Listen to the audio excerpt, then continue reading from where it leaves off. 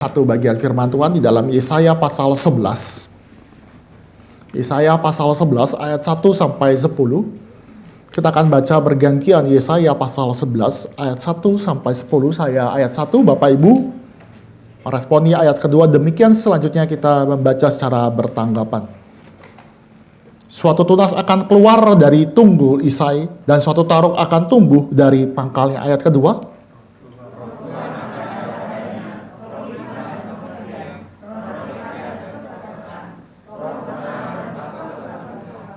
Ya, kesukaannya ialah takut akan Tuhan. Ia tidak akan menghakimi menurut penglihatan mata atau menjatuhkan keputusan menurut pendengaran telinga.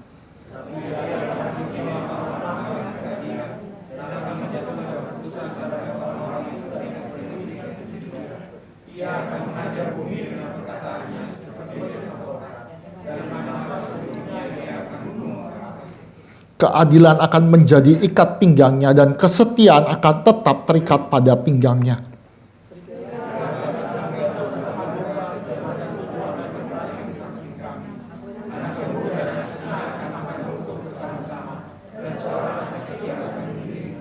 Lembu dan beruang akan sama-sama makan rumput, dan anak-anaknya akan berbaring bersama-sama, dan singa akan makan jerami seperti lembu.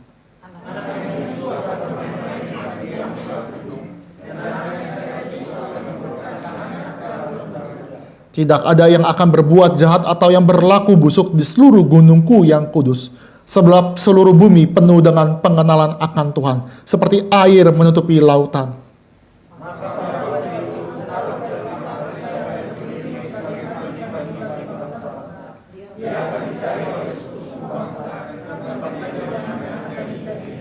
Demikian pembacaan firman Tuhan. Mari kita tundukkan kepala, mari kita berdoa. Allah Bapa kami yang bertata dalam kerajaan surga, kami menyerahkan waktu pemberitaan kebenaran firman Tuhan di dalam pimpinan-Mu. Kiranya Tuhan memberkati hamba-Mu dan juga masing-masing yang bergumul, yang memikirkan pekerjaan Tuhan boleh ada di dalam gereja ini. Dan biarlah kami yang sudah mendengarkan firman Tuhan juga boleh melakukan kehendak-Mu dengan benar dan taat di hadapan Kau. Terima kasih ya Bapa. Berkati juga rekan-rekan kami yang juga melayani di Purwakerto. Kiranya Tuhan saja yang memberkati, memimpin, dan biar nama-Mu pun juga dipermuliakan. Di dalam nama Tuhan Yesus kami berdoa. Amin. Bapak Ibu yang dikasih Tuhan, judul tema kita ya, berbicara tentang menantikan Natal. Kita perlu tahu di dalam kekristenan tidak pernah lepas dari menantikan. Sejak di dalam perjanjian lama, sejak manusia jatuh di dalam dosa, kekristenan, umat Allah tidak pernah lepas dari menantikan. Tahu dari mana? Dalam Kejadian 3 ayat 15, berbicara manusia sudah jatuh di dalam dosa. Dan ketika manusia jatuh dalam dosa, Tuhan memberikan janji. Tuhan berbicara kepada perempuan, nanti akan datang keturunan perempuan yang akan menghancurkan daripada kepala ular, dan ular itu akan meremukkan tumit. Ini berbicara ada menantikan waktu Tuhan bekerja.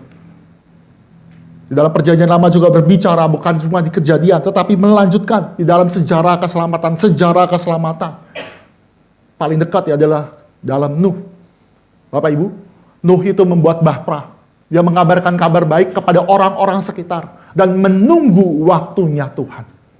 Menunggu bagaimana ada keselamatan, juga ada penghakiman dari Tuhan karena turunnya air hujan.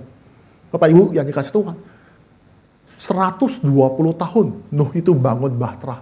Dan 120 tahun tidak ada yang masuk kecuali keluarganya. 120 tahun Nuh itu menunggu mana namanya hujan, mana adanya penghukuman dari Tuhan. Maka sekali lagi saya katakan, yang namanya kekristenan umat Allah tidak pernah lepas dari menantikan atau menunggu kapan Tuhan bekerja. Dari Nuh sampai ke Abraham. Abraham pernah Tuhan nyatakan janji, kamu akan mendapatkan keturunan. Tapi 20 tahun lebih, baru pada umur 100 tahun, dia baru mendapatkan janji. Itu pun dia belum mendapatkan janji sepenuhnya. Sampai akhir hidupnya, Abraham tidak pernah mendapatkan. Baru setelah nanti perjanjian itu di generasi demi selanjutnya, itu baru dapat. Lihat, kekristenan sekali lagi berbicara tentang arti menunggu, dan kita harusnya identik dengan menunggu. Orang-orang Yahudi juga demikian. Dia menunggu Mesias. Mereka menantikan 400 tahun Tuhan tidak pernah berbicara. 400 tahun Yohanes Pembaptis hadir dan berbicara tentang kedatangan Mesias. Persiapkanlah jalan. Dan 400 tahun itulah mulai sejak Yohanes Pembaptis datanglah Mesias. Bahkan Yesus Kristus Bapak Ibu ya, pernah juga dikatakan di dalam Alkitab, terutama dalam Injil Matius, berbicara tentang kedatangan akhir zaman. Kedatangan harinya Tuhan. Artinya apa? Diumpamakan dengan perumpamaan yang Bapak Ibu tahu. Ada 5 perempuan yang bijaksana. Dan juga ada 5 perempuan yang bodoh. Alkitab katakan ada orang bodoh. Ada orang bodoh. Mereka sama-sama menanti, tapi ada 5 orang yang bijaksana, 5 gadis ini bijaksana, menanti.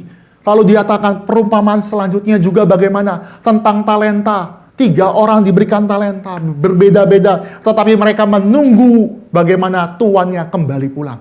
Artinya ini berbicara, menanti, menunggu. Itu adalah bagian yang harusnya ada di dalam hidup umat beragama, terutama kekristenan. Karena sejak dari ke awal kejadian sampai pengajaran Tuhan Yesus juga mengajarkan umat Allah harus siap-siap menunggu.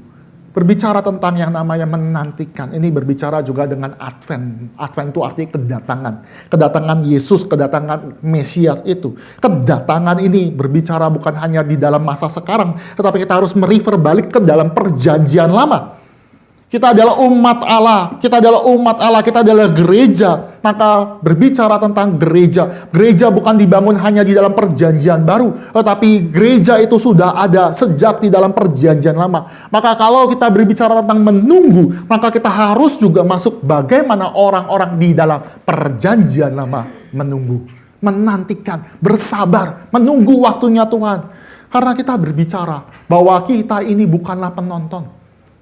Kita ini di dalam suatu drama Allah, drama kosmik Allah, drama. Dikatakan Allah itu datang ke dalam dunia Allah memberikan pengharapan. Kita ini bukan lihatin, wih keren ya, Yesus datang ya. Keren loh, Yesus jadi anak ya. Ada drama. Nanti di dalam MPP ada drama. Kita bukan lihat, ih kayaknya yang Maria kurang cantik ya, mendingan saya. Enggak. Kita bilang Yusufnya kayak kurang bagus, kasih kaku ya gimana ya. Terus kita puji-puji, kita bukan pengkritik, kita bukan reviewer, kita masuk di dalam sejarah umat Allah.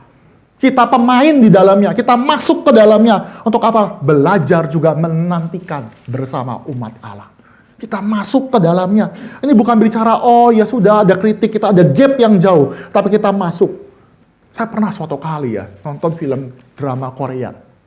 Sama lah, iklan Thailand juga mirip-mirip ya. Penuh dengan drama, penuh dengan penghayatan, penuh dengan plot twist. Itu saya sampai pernah nonton drama Korea ya. Itu sampai terharu Bapak Ibu. Sampai terharu, sampai juga menangis, sampai juga kegembiraan. Tapi, ya sekarang jelasin ya, Pak Joy. Ini Pak Joy abis jadi artis soalnya. Oke, kita merasa, Bapak Ibu nonton film apapun lah. Dulu zaman dulu ya, zaman sekarang kan ini, zaman dulu tuh ada film tuh Dendam Nyi Pelet, apa tuh Dendam Nyi Pelet ya, apa yang dari Merapi itu sampai saya kasihan terus. Itu kan dia yang baik sebenarnya protagonis. Oke lah kita lanjut. Saya mau bicara itu kita itu seolah kita terharu dengan drama-drama yang Bapak Ibu nonton, Bapak Ibu dengarkan, terharu. Tapi setelah itu apa? Setelah itu nggak mungkin kan tiba-tiba gara-gara drama itu sebulan tuh galau-galau, uring-uringan, terus enggak kan, paling cuma sehari, 2 hari, 3 hari udah lupa, kita lupakan. Tapi berbicara tentang sejarah keselamatan umat Allah, sekali lagi saya bicarakan, sejarah keselamatan umat Allah, kita bukan penonton. Kita bukan diam sebagai kritikus, kita bukan lihat, oh keren ya, Yesus datang ya, terima kasih Tuhan sudah datang. Enggak, kita bersama-sama membaca Alkitab dan kita masuk ke dalam menantikan umat Allah. Yesaya banyak berbicara demikian. Kita nggak bisa baca eksposisi Yesaya seluruhnya. Salah satu Yesaya 11 berbicara menantikan bagaimana Yesaya memberikan suatu nanti akan ada tunas Daud yang akan memimpin. Dan tunas Daud itu akan membawa apa? Singa makan rumput. Bingung nggak? Beruang sama tadi singa itu ngobrol-ngobrol. Lembu, pemangsa dan yang dimangsa itu sama-sama. Itu kapan? Ketika Raja Daud, keturunan Raja Daud itu hadir dan dia memberikan suatu pengharapan dan pengharapan itu terjadi. Ketika Mesias itu datang, ini adalah suatu penantian, pengharapan yang kita dibawa masuk dan kita menikmati sejarah itu. Mengapa saya katakan demikian? Yesus juga pernah berkata kepada orang-orang Saduki yang menolak kebangkitan. Ketika orang Saduki bilang, dia menguji daripada Yesus Kristus menjawab bahwa Allah Abraham, Allah Ishak, Allah Yakub, Allah perjanjian itu bukanlah Allah orang mati, tetapi Allah yang hidup, dan dia membawa kita masuk menikmati Allah yang hidup. Suatu tradisi di dalam abad pertengahan ya. Ini awalnya mungkin dari abad ke-4, ke-5 itu berbicara tentang kalender gereja, dan kita tahu di dalam masa ini kita merayakan Advent juga, walaupun tidak semua kalender gereja kita rayakan, tapi berbicara tentang yang namanya Advent ya, itu ada yang namanya doa. Jadi Roma Katolik itu memakai doa. Itu ada doa yang saya kutip aja, itu ada 7 doa yang menyatakan Mesias di dalam perjanjian lama. Tentu orang-orang perjanjian lama, kita andaikan kita ada di dalam perjanjian lama. Orang perjanjian lama tidak pernah tahu siapa nama Mesias itu. Nggak ada yang tahu. Nama Yesus itu tidak pernah tahu. Orang perjanjian lama cuma menyebutkan gelar demi gelar. Contoh, dia bisa berkata, "Oh Adonai." Ada 7 doa ya. "Oh wisdom." Ini dikatakan Yesus sebagai, bukan Yesus ya, Mesias itu sebagai the Lady Wisdom. Berbicara tentang, tadi saya dikatakan, dia adalah tunas Daud. Dia adalah kunci Daud. Dia adalah raja di atas raja. Mungkin yang paling terkenal, dia adalah Immanuel. Makanya kita lagu Natal, "Oh datanglah Immanuel." Itu adalah lagu yang menantikan datangnya Raja Daud, tunas Daud, kunci Daud. Paling terkenal ya memang Immanuel. Tetapi panggilan berespon dalam Natal, panggilan kita menikmati suatu Natal itu adalah penantian bagaimana umat Allah benar-benar mau menantikan sang tunas Daud itu. Tunas Daud itu menjadi pengharapan. Tujuannya supaya apa? Supaya kita sadar kita ada di dalam masa penantian. Supaya kita sadar bahwa pengharapan sejati dan pengharapan penebusan terjadi. Dan ketika kita menyanyikan bersama-sama lagu-lagu, himne-himne yang menantikan, kita masuk ke dalam bagian sejarah. Dan kita sama-sama bergumul bersama. Kadang-kadang ini ya, kita mesti mengerti ini ya. Kadang-kadang kita kan, kalau yang nggak tahu pergumulan seseorang ya, ada penyakit misalkan, ada kelemahan tubuh. Kadang-kadang kita bilang, "Oh sudah, kamu semangat ya, kuat ya." Tapi kalau kita ya bergumul bersama-sama, kita menikmati pergumulan itu bersama-sama, kita akan merasakan suatu pergumulan dan kita akan mendapatkan penantian yang sama-sama. Ketika orang itu sembuh, kita akan bersuka cita. Kenapa? Karena kita mendapatkan pergumulan yang indah. Memang zaman sekarang ini kita mendapatkan yang namanya peristiwa Natal itu take it for granted. Kita lupa bahwa di dalam namanya sebelum Natal, sebelum Yesus datang ke dalam dunia ini, itu semua bicara tentang tragedi. Itu sebuah bicara tentang kemalangan. Bagaimana cerita dalam Natal, Bapak Ibu, Natal ya, itu bicara anak-anak laki-laki berumur 2 tahun mati. Ada Herodes orang gila, kejar-kejaran. Mengejar yang namanya Yesus tapi nggak ketemu. Akhirnya apa? Dia melakukan suatu dekret, anak laki-laki yang berusia 2 tahun ke bawah harus segera mati. Itu Natal? Ya, Natal berbicara tragedi, suatu kemalangan. Natal berbicara sukacita bagi kami, tetapi orang-orang pada Natal pertama itu tragedi. Kenapa Yesus datang pas zaman saya? Kenapa Yesus datang karena Yesus datang anak saya harus mati? Kenapa ini terjadi? Maka ini berbicara kita harus sadar, menantikan tragedi. Tapi orang-orang yang di perjanjian lama juga sadar ada Allah dan membutuhkan Allah. Ada tragedi, ada kemalangan, ada pengharapan. Dan pengharapan itu mendapatkan yang namanya sukacita ketika Mesias itu datang. Contoh ya Bapak Ibu ya. Bapak Ibu, kita habis puasa. Mungkin yang pernah sedang sering puasa sudah lah ya, nggak apa-apa. Tapi yang jarang puasa ya, puasa itu menantikan makanan itu sukacita ya. Saya jarang puasa Bapak Ibu. Saya intermittent tapi nggak sampai jam 6. Saya juga telat makan tadi. Maksudnya gini, harusnya jam 6 pagi itu terakhir makan. Tapi saya ketiduran Bapak Ibu.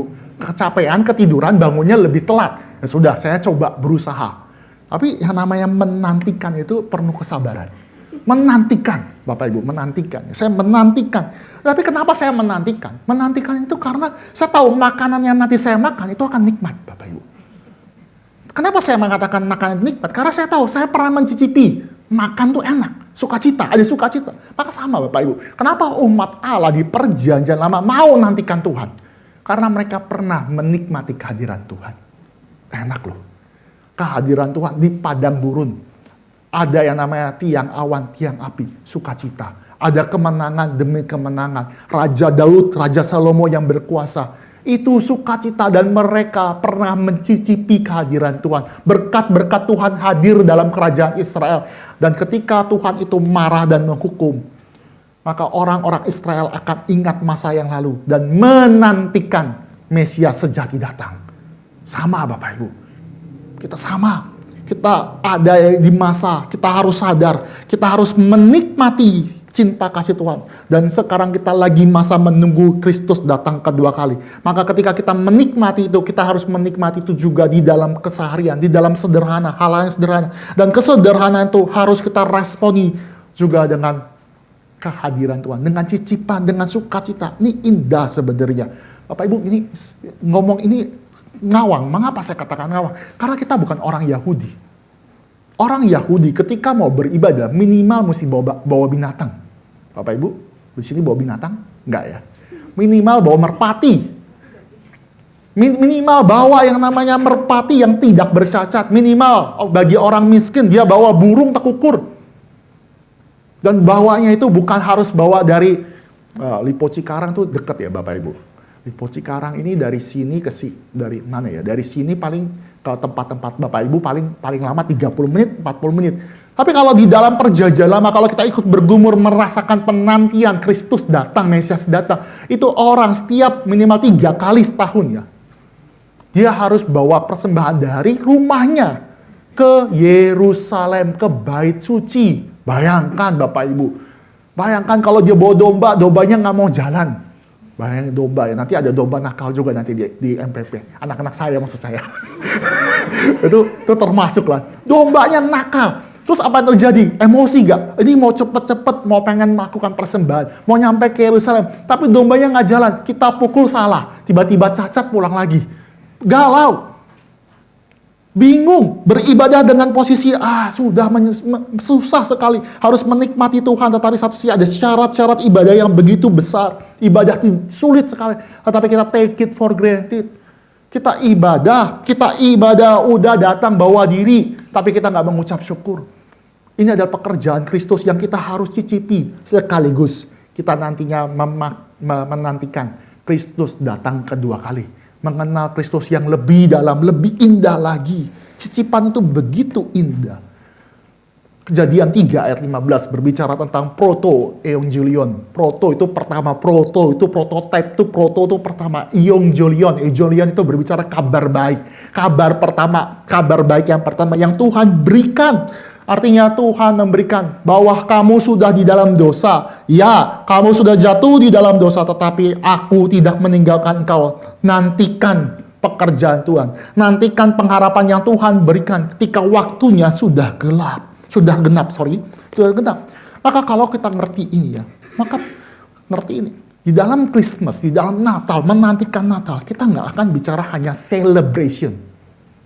Kita hanya nggak cuma celebration, apalagi kita mengajarkan anak-anak sukacita ya, dan betul ada sukacita, tetapi sukacita itu harus dibalas, harus dilihat dengan ada duka cita dulu. Ada suatu duka cita yang terjadi. Kenapa? Ketika berbicara tentang inkarnasi, itu bukan cuma bicara gembala, orang majus, tapi kita juga harus ingat ada chaos. Ketika Tuhan hadir, Allah hadir di waktunya Dia, timingnya Tuhan. Tuhan Yesus hadir di tengah manusia, tidak pernah mengharapkan Kristus datang. Kristus hadir ketika masa di mana ada Kaisar Agustus yang berkuasa. Kondisi politik, kondisi ekonomi, kondisi di mana sosial sangat sulit. Tetapi ketika hal itu terjadi, ketika masa meratap, Kristus hadir. Kristus datang. Dan kita harus sabar menantikan waktunya Tuhan. Bapak Ibu ini mesti mengerti ya. Nanti saya ada aplikasi, tapi saya mau mengatakan, Bapak Ibu, kalau nunggu itu, kalau menunggu orang tuh capek apa sukacita? Capek ya. Apalagi orangnya nggak jelas ya. Tapi berbicara tentang Advent, kita harus ada sukacita. Sekaligus jangan lupakan duka cita. Dua hal itu. Zaman sekarang hanya bicara sukacita, tok tanpa duka cita. Tapi juga ada gereja-gereja tentu yang duka cita. Jangan rayakan Natal, jangan pasang pohon ini, jangan kasih. Itu pun juga salah. Dua hal ini ada. Dan kenapa kita bisa katakan demikian? Karena nanti Advent ya, ini bicara tentang namanya. Kan Advent itu ada 3 Advent sebenarnya. Advent pertama adalah Advent di mana Kristus sudah datang. Perjanjian lama. Saya baru bicara lebih konsentrasi ke perjanjian lama. Supaya kita ikut bergumul bersama dengan orang-orang di dalam perjanjian lama. Kita masuk di dalam sejarah. Kita bukan penonton tapi kita masuk. Tetapi kita juga, gereja itu menantikan Kristus juga. Datang kembali. Bicara tentang masa depan. Tentang Kristus yang menang. Tapi di zaman sekarang tadi past, ini future. Zaman sekarang kita juga menantikan Advent. Apa itu? Di mana Kristus itu mengubah hidup kita. Kristus membentuk kita menjadi serupa dengan anaknya.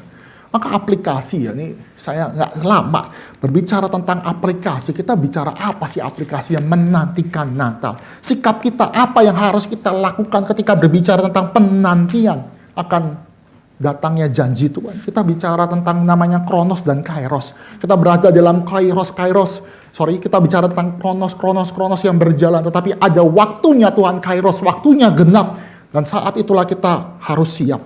Maka yang pertama kita harus belajar yang dalam masa penantian itu. Aplikasi yang pertama kita mesti siap di dalam namanya delay. Menanti. Ini bicara tentang reward ya. Bapak Ibu zaman sekarang penuh dengan distraksi ya. Dapat sesuatu langsung dapat hadiah. Lakukan something dapat segala. Dapat upah dengan cepat. Tetapi berbicara tentang yang namanya menantikan. Kita harus ada masa Tuhan menunda upah. Menunda. Dan ini baik. Kita belajar untuk sabar. Menantinya waktunya Tuhan. Paulus membicarakan kita seperti petani yang menanam, menabur. Tapi petani itu sabar menunggu kapan padi ini, gandum ini menghasilkan buahnya. Sabar menunggu waktunya Tuhan. Ini baik Bapak Ibu. Ini sangat baik karena kenapa? Karena apa? Karena harusnya kita tuh harusnya lebih sabar daripada dunia. Dunia itu cenderung Bapak Ibu, kalau kita misalkan ini ya, mendapatkan sesuatu karena upah kita langsung dapat, berusaha cepat. Tapi ada masanya Tuhan tunda supaya kita mengharapkan segala sesuatu. Contoh ya, misalkan saya pernah dulu ya, saya mengharapkan yang namanya papa saya belikan PlayStation. Dulu zaman itu cukup mewah, PlayStation ya. Tetapi saya dapat sesuatu yang berhak saya, tetapi saya harus menunggu waktu papa. Menunggu waktu papa belikan. Karena tunggu waktunya, tunggu uangnya, tunggu ininya. Saya nggak ngerti, tetapi menunggu waktunya itu adalah suatu hal yang baik menurut saya. Kenapa saya katakan? Karena kadang-kadang kita sudah siap, kita sudah lakukan, tapi kita harus menunggu timingnya Tuhan. Sekali lagi ya, kita berjalan dalam Kronos yang berjalan. Tapi kita nanti harus menunggu kapan Kairosnya Tuhan. Jadi waktunya genap di tengah kesederhanaan yang terjadi. Yang pertama. Yang kedua ya, bicara tentang ekspektasi ya. Ini berbicara apa yang kita lakukan menanti ekspektasi. Kita tentukan ekspektasi, Bapak Ibu.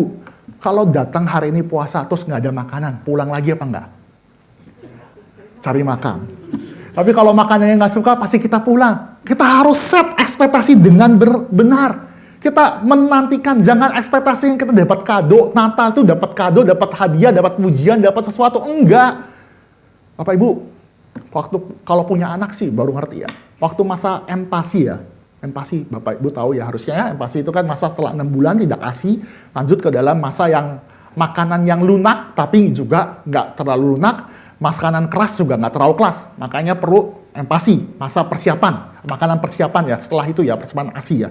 Ini berbicara harus ada slow cooking Bapak Ibu. Tahu Bapak Ibu slow cooking?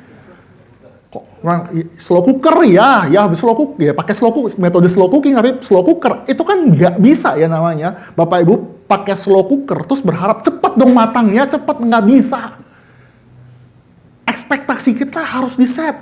Kalau kita beli slow cooker ya, kita nggak akan minta 1 jam, 2 jam kemudian tuh makanan matang. Bisa berjam-jam Bapak Ibu. Ya harusnya ini ngerti ya. Lama, prosesnya lama. Sampai bener-bener apa ya, matangnya pas, nutrisinya tetap terjaga, maka mesti pakai slow cooker. Maka kita set ekspektasi kita ketika berbicara tentang Natal. Maka kalau kita bicara tentang Natal, kita bukan bisa tergesa-gesa. Kita menantikan Tuhan dengan benar. Kita bukan bicara tentang yang namanya hadiah. Kita bicara apa yang Tuhan bicarakan, yaitu keselamatan yang Tuhan berikan. Set ekspektasi. Besok MPP, kita menikmati firman Tuhan. Ya, tapi firman Tuhan harus kita nikmati. Bahwa ada pengenalan, ada keselamatan yang sudah Tuhan beritakan. Orang Yahudi gagal loh. Orang Yahudi gagal kenal Tuhan. Kenapa? Karena dia ekspektasi kepada Yesus. Ekspektasinya Yesus ini menjadi yang namanya raja di atas segala raja. Dengan menghancurkan Kaisar Romawi. Dengan menghancurkan musuh-musuh dan pemberontak. Dia ekspektasi salah terhadap Mesias. Ekspektasi mereka salah terhadap Natal yang pertama. Maka sama. Kita jangan sama seperti orang Yahudi. Yang malah ekspektasi kita mengharapkan sesuatu yang lain, Yesus yang lain. Masa ini masalah pembebasan? Enggak bicara begitu. Kita bicara bahwa Yesus itu membebaskan kita dari dosa, bukan dari kebebasan finansial. Jangan sampai kita punya ekspektasi diri dan kita buat menara Babel kita, dan membuat menara Babel versi kita, dan melupakan Tuhan. Bahkan pakai nama Tuhan untuk diri kita sendiri. Enggak bisa. Ekspektasi kita harus sesuai dengan apa yang Tuhan mau. Jangan set ekspektasi yang salah. Lalu saya bicara juga yang ketiga, bicara tentang sukacita ya. Tadi saya mention sedikit ya. Sukacita. Kenapa saya katakan sukacita? Karena menanti itu perlu kesabaran. Kita harus ada sukacita. Yang zaman sekarang tuh nggak bentuk kita ya. Bapak Ibu, zaman modern itu ada yang namanya drive-thru. Bapak Ibu pernah menikmati drive-thru? Enak ya. Nggak keluar dari mobil, pesen, muter, dapat makanan. Nggak sampai 10 menit terjadi. Kita nggak perlu nunggu, nggak perlu turun, nggak perlu ngantri, langsung dapat. Nggak bisa bayar parkir. Sukacita ya. Tetapi Alkitab mengatakan kita juga harus terima juga loh. Terima juga berbicara tentang yang namanya bersabar. Dan bersabar itu dengan benar, dengan cara sukacita. Ini kan memang ya, zaman sekarang juga scroll itu kan kita, Bapak Ibu yang suka main HP ya, atau teman-teman pemuda dan remaja yang main HP kan, scroll itu paling 3-5 detik tuh scroll. Pendeta Heru pernah bilang juga ya, scroll itu sengaja dibikin ke atas tuh seperti roulette judi katanya. Saya nggak ngerti di mana itu, terus saya mengutip saja. Jadi sukacita, scroll gitu. Kenapa? Kalau nggak sesuai ekspektasi tinggal scroll. Ekspektasi tinggal scroll, tapi lupa. Kalau itu nggak sesuai dengan ekspektasinya dia, nggak sesuai dengan itu, dia berduka cita dan akhirnya scroll. Padahal di dalam Alkitab ini ya, berbicara tentang yang namanya ada grief, ada sukacita. Saya mengutip Pendeta Billy ya. Pendeta Billy itu, Bapak Ibu, perjamuan kudus itu sukacita apa berduka cita?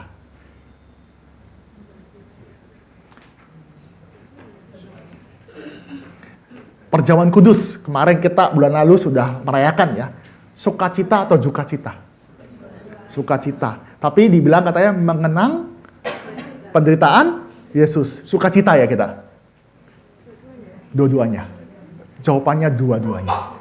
Kita nggak bisa lepas dari sukacita tanpa dukacita Kristus. Dua-dua itu ada di dalam tension kita menunggu. Jadi jangan lupakan Bapak Ibu. Jangan seperti drive-thru. Gereja itu gereja 1 jam saja, maaf ya. 1 jam saja drive-thru begitu ya. Sebut merek gitu ya. Itu nggak bisa nunggu, nggak mau, nggak sabar. Tuhan yang harus nunggu saya. Bukan saya nunggu Tuhan. Kebalik ya, siapa Tuhannya? Saya nggak sabaran, pokoknya sejam. Kalau nggak sejam, ini ada jokes di antara hamba-hamba Tuhan. Bukan hamba Tuhan, atau mahasiswa praktek ya waktu dulu ya. Itu kalau khotbah kelamaan kan, mahasiswa praktek kan suka gini loh, ini kebiasaan mahasiswa praktek ya. Saya juga termasuk tuh dulu ya. Jadi waktu saya masuk praktek itu kan pengen berbagi ya. Kan kapan lagi nih khotbah? Kadang-kadang poinnya kebanyakan Bapak Ibu. Bapak Ibu harus bergumul bersama ya. Kalau ada rekan-rekan kita mahasiswa praktek juga khotbahnya terlalu panjang, mungkin dia punya kesenangan untuk berbagi. Karena bisa jadi nggak dapat kesempatan untuk berkhotbah. Saya mengerti. Tapi kan ada pembicaraan antara kami ya, sepantaran kami ya, zaman saya itu ya. Kalau kelamaan coba nih, ada timer. Kalau nggak ada timer, lama-lama kan kelewatan juga terjadi ya. Kadang-kadang suruh dibikin bercandaan. Itu mimbarnya dibikin mimbar yang getar. Jadi kalau misalnya kelewatan tuh langsung siap-siap mimbarnya getar. Kalau pengkhotbahnya nggak berhenti, biar pengkhotbah dilempar keluar. Ya, itulah bercanda. Tapi ini saya mau bicara ya, kita harus bersabar. Gereja Reform tuh khotbahnya memang lama, terutama kebaktian umum. Itu kenapa kita harus sabar menanti, ada waktunya menanti. Ini memang dunia membentuk kita instan, tetapi kita harus belajar untuk menunggu yang benar. Ini saya pernah juga ya, waktu kecil itu, emang zaman dulu kecil tuh, justru dengan kita bersabar, kita menanti dengan benar, kita jadi mempersiapkan segala sesuatu dengan benar loh. Contoh ya, saya pernah, ini contoh ya, contoh secara sekular saja ya. Saya dulu nggak gitu ngerti yang namanya jam. Nah, masih kecil, Bapak Ibu masih kecil ya, SD kelas 1, kelas 2 itu saya nggak ngerti jam. Saya nggak ngerti hari. Tetapi gara-gara saya pengen nonton Kamen Rider Keiba, tahu Bapak Ibu tahu ya? Kamen Rider, tahu ada yang sejaman mas saya gak sih? Nggak ada yang sejaman kayak Kamen Rider, pokoknya adalah film itu Kamen Rider ya. Saya jadi belajar jam. Oke lah, Bapak Ibu. Kamen Rider. Apalah bodoh, mungkin itu oke lah. Bapak Ibu kan kita zaman kita ya, televisi itu sedikit ya. Saya nggak seperti Bapak Ibu yang televisi cuma satu, TVRI. Saya pernah menikmati juga yang namanya Sidul Anak Sekolahan pernah. Saya pernah mengalami, tapi zaman saya itu masih ada TV-TV swasta. Tapi TV swasta lebih mengenakan karena ada film anak ya, film anak-anak yang menyenang. Tapi itu kan munculnya seminggu sekali Bapak Ibu. Nggak seperti sekarang kalau misalnya kelewatan tinggal puter atau di rewind atau gitu bisa. Tapi gara-gara tuh saya nunggu seminggu sekali, saya belajar hari, saya belajar jam, saya belajar mempersiapkan diri untuk nonton dengan benar. Saya makan dulu sebelum ini ya, hebat loh. Saya terbentuk oleh liturgi dunia. Dan saya mau mengatakan dunia sekarang sudah hebat sekali, bikin kita tergesa-gesa, di gereja tergesa-gesa. Kita nggak mau mempersiapkan kali Natal, kita semua mau pengen ini. Bahkan gereja itu seminggu sekali ibadah itu pun juga kita lupa mempersiapkan diri. Maka saya mengencourage Bapak Ibu mempersiapkan diri, membentuk kita dengan sabar, menantikan Tuhan dengan sabar. Seminggu sekali beribadah, orientasi kita kepada yang namanya rutinitas. Seminggu khotbah seminggu sekali, ibadah seminggu sekali itu kan rutinitas. Kita nggak mengharapkan ada dopamin, tahu ya Bapak Ibu, dopamin itu kayak, kan Bapak Ibu nggak mengharapkan tiba-tiba ya minggu ini karena Advent pertama ini ada lilin pertama, Advent kedua langsung pengkhotbahnya datang dari surga ke situ. Enggak kan, Bapak Ibu nggak mengharapkan ada namanya aksi spektakuler, misalkan ada apa ya kayak yang harus merangsang otak kita supaya kita terentertain. Enggak. Justru kehidupan liturgi hidup sebagai orang Kristen itu membentuk kita dalam rutinitas. Saya katakan kairos, nggak? Kairos cross ya nantinya ada waktunya Tuhan. Dan kita menunggunya dengan sabar, dengan sukacita. Tentu juga ada duka cita. Yang ketiga, yang terakhir ya, 4. Ya, ini bicara keempat. Ini bicara tentang apa sih? Berbicara tentang berharap dengan benar.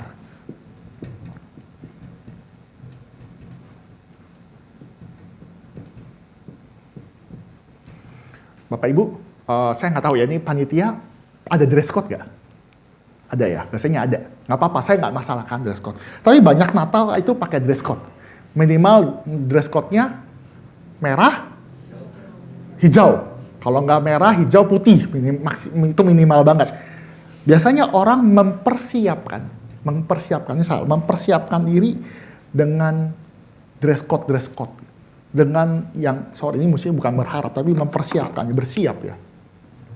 Saya salah, bersiap dengan benar. Artinya bicara apa? Dress code ini, kita lebih sibuk mempersiapkan dress code dibandingkan, saya nggak salah dress code ya Bapak Ibu. Jadi saya jangan merasa kalau teman-teman itu setelah khotbah ini langsung, kata Pak Peter jangan pakai dress code. Saya nggak anti gitu, tapi saya mau bicara, jangan terlalu sibuk bicara tentang dress code tanpa kita lupa. Yang paling utama bukan kesamaan dress code, tapi masalah hati kita di mana di hadapan Tuhan. Nangkap maksud saya? Dress code kita sibuk, mau apa, pakai baju apa, termasuk saya ya Bapak Ibu. Waktu Christmas Carol, saya pakai sama anak-anak saya baju samaan. Anak saya, Bapak Ibu ikut Christmas Carol, anak saya samaan. Suaminya sih terserah lah, mau pakai baju apa, pokoknya ini, ikut pokoknya. Tapi ini mau bicara apa ya? Terlalu sibuk dengan urusan superficial, terreduksi. Natal hanya terreduksi cuma urusan luar, urusan bagaimana luarnya saja. Lupa bahwa yang paling utama itulah kita harus aktif, menanti itu aktif ya, bukan pasif di dalam Kristenan. Aktif mengenal siapakah Kristus, siapakah Mesias. Banyak yang harus kita siapkan. Kita mestinya lebih sadar ya, bagaimana kesiapan teologi, kesamaan tentang perspektif yang namanya doktrin, persiapan namanya pengenalan yang sama, harus lebih utama daripada kesamaan dress code. Nangkap maksud saya? Berita pertobatan, berita menantikan Kristus juga harus punya kesatian. Kita ini manusia berdosa yang menantikan Kristus datang. Itu harus ada. Dan kita mengharapkan kedatangan Kristus. Kita nggak bisa mengharapkan ya namanya datang ke gereja sekali gitu ya. Berarti mempersiapkan diri sekali, mempersiapkan Bapak Ibu persiapan sekali ini nggak bisa mengubah satu orang langsung segera berubah. Tapi rutinitas yang membentuk. Kita nggak bisa mengatakan saat kita datang ke gereja sudah dibentuk, datang berkali-kali ke gereja terus langsung berubah dan rasakan kita harus melakukan do something buat Tuhan. Nggak bisa. Ini saya baca di dalam buku Tim Keller ya, di dalam bukunya dia berbicara tentang terang. Supaya kita bisa melakukan pelayanan dengan benar, supaya kita bisa melakukan sesuatu ya untuk yang namanya berbicara tentang dunia dengan ekologi. Tim Keller mengatakan bahwa sebelum kita mengubah, kita harus terlebih dahulu diubahkan.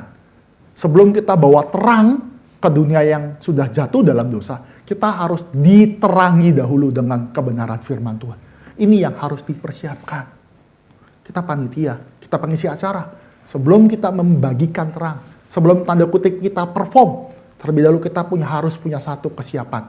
Siap juga dibentuk, siap juga menyadari kita berdosa dan membutuhkan terang.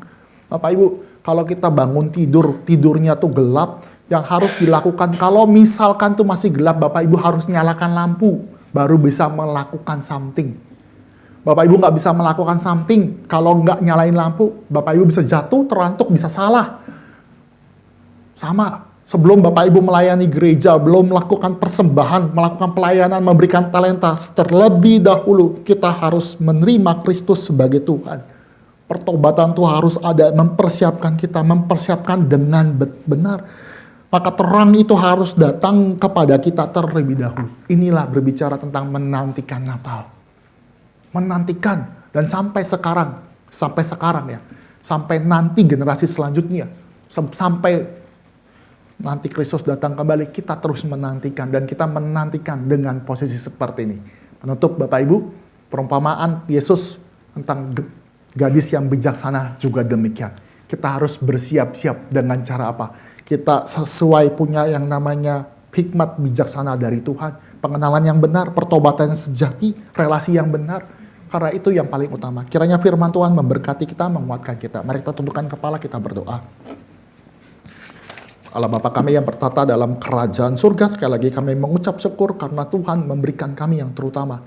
Bukan makanan, bukan sesuatu yang kami bisa pakai atau yang kami nikmati, tetapi Tuhan memberikan kami Kristus Yesus mati di atas kayu salib. Dia datang ke dalam dunia, memberikan kami pengharapan. Ketika manusia mungkin melupakan penantian itu, tapi Tuhan datang. Kami mengucap syukur dan kiranya kami di gereja pada zaman sekarang, gereja yang bergumul juga, boleh juga mengingat peristiwa yang lalu, peristiwa di dalam perjanjian lama, supaya kami juga sadar pergumulan ini adalah pergumulan kami sebagai umat Allah. Dan biarlah kami yang bergumul juga mempersiapkan diri kami untuk menyambut berita Natal, menyambut bagaimana kedatangan Kristus. Sehingga sikap kami yang benar juga membawa kami kepada sikap yang benar menantikan Kristus datang kembali. Terima kasih ya Bapak, hamba-Mu sudah berhenti berbicara. Karena Tuhan berkati kami yang sudah mendengarkan firman Tuhan, yang dipersiapkan untuk mengisi di dalam pelayanan kami masing-masing, baik sebagai panitia ataupun penata layan. Biar Tuhan siapkan dan urapi. Di dalam nama Tuhan Yesus kami berdoa. Amin.